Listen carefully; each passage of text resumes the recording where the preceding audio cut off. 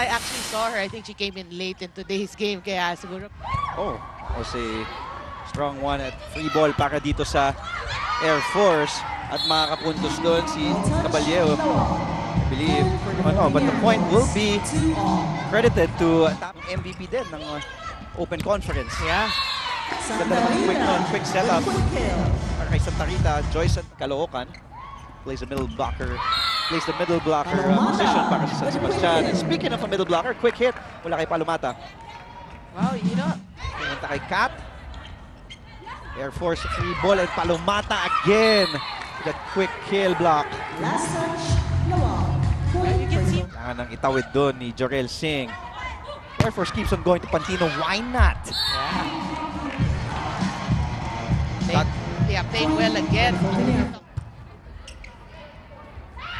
Oh, and there it is. First set. Philippine Air Force courtesy of that quick Palomata.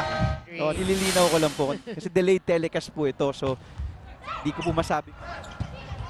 Galang is there. Another quick pero nabasa na. Palomata na nandun na sa gitna. Alam niya nang pupuntahan muli ni Chisa at si Lulalio eh. Yes. Honest, paramdam kaagad. Pupunta na kaagad ng lawag kay Gretchel. Time traffic. Mana. Free ball eh. Binalikan naman. Ito na naman. Sabi ko ni Chisa at both Wendy Semana and Chisa at half. Soltones this time. And finally, first point para kay Gretchel Soltones. Yeah. All the fans of Gretchel, I'm sure. Pumunta kay Lulalio and down the line. It's good para kay Lulalio. No, that was actually Judy gave a good hit. Side will go to Soltones through the blockers. It's good. Soltones through the block. Soltones not yet getting the legitimate hits that we always see, but Right on cue. Right now, pinatay na. Casas Si with a Joy cross-court Casas. shot. Cross-court kill. There, good coverage para kay Saet. Semana. you can hear the fans and you know how they 24. In the Shakey's V-League. Semana. Go quick. Topic and Held ball, held in the Philippine Air Force. sa lawag. Pumunta ang Air Force. May Beatan ka doon. May you have Charo Soriano. You have Zier Basho. Yung mga beach volleyer. Roa. Good first ball. Saet. Pumunta kay Galanza.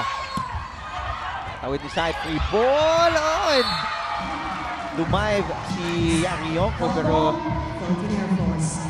Point for Nawal. point para pumunta sila kay Palomata. Palomata That with a quick kill. Wala na magawa si Chisa at stop and topic kay Manzano. Saet to Galanza. Ball hits the antenna. Tumama sa antena. Philippine Air Force getting the momentum back here. The third. Yari. Costomo is there. Semana pumunta kay Topic. Tapit finds the corner. again, why not, diba? I mean, 15. Ano? From the back row, Soltones scores. From the back. She's happy. Kali nga di lulusot. madaming fans. Oo. Based on her tweets, at least si Jorel, si Gemma Galanza, and si... Ganda nung Blanca ni Palomata. And Caballejo, but that time, nalusutan ni Galanza si Palomata and... wave her wand. here. Magician. Last touch, the wall. I like that, the magician. Philippine Air Force. Last game. Oh! Alusot kay Galang and Soltones. Ball is in. Point. Philippine Air Force. Roa is there. And Galanza through the blockers. Good setup job also by Chi Saet. 10. Perfect pass kanina by That's right. Soltones. Oh! Galanza. Ball Ayan, touch, the pero wall. 17 points.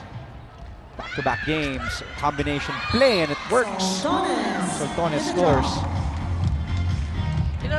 that's a chess match there. Most out of this, kahit napakalaki ng front line itong Philippine Air Force. Wow. Miscommunication and... Oh! It's not done yet. We're tied again na rin. Yeah. 24 all. At alam mo, kilala natin ang Air Force. Alam natin, hindi sila good big by Banto. Oh! They're seeing. Soltones wanting to close this one. And they do! Last touch, Philippine Air Force. You know, that wasn't the perfect approach. Yes. But you know, it was all heart. And that's what mattered the most 26 for to Gretchen 24. Soltones. Congratulations to the Nawag Power Smashers for winning match number 11. Shaky in shake and 4 play sets. off the set. 20 to 25. And of course, it goes to Gretchen Soltones 25 to to 21. get that win. Gretchen Soltones didn't play in the first set, or hardly played dahil she arrived late here sa Phil Sports Arena. Probably came from school.